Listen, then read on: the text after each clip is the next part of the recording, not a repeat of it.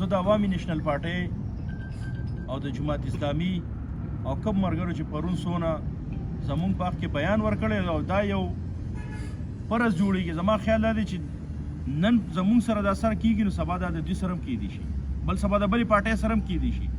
نو زه د هغوی انتهایي شکریه ادا کوم.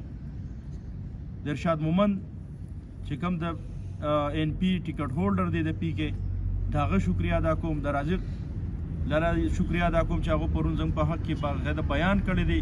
اجاز خان چې کوم زمونږ د NP صدر چې کوم دی د ضلع ملکنډ هغو شکریه ادا کوو.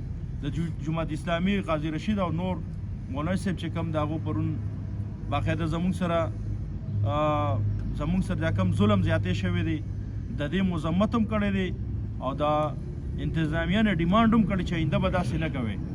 د هغو انتهایي شکریه ادا کوو. او دا زما خیال دی یوازې د دغه دوه پارټو نه دا د ټولو پارټو حق جوړیږي. دلته که موږ سیاست کوو ټیک ته چې په وفاق په سطح په لیول بره سطح باندې به ټیک ته چې غټ لیډرشپ وي، خو دلته خو زموږ قبر خزه یو ځای ده، زموږ علاقه ده، زموږ سبا بېګا سترګې لګي.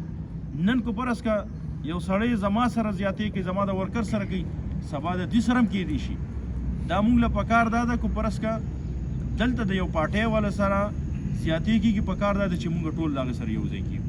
که هغه PTI ده، که هغه پیپل پارټي ده، که هغه جماعت اسلامي ده، که هغه NP ده، که هغه مسلم لیگ ده، که وغیره وغیره څومره دي، پکار دی چې کومې پارټۍ سره زیاتې کېږي او موږ وینو چې دا زیاتې دي، نو پکار دی چې موږ په هغې کې خپل حق اواز اوچت کړو.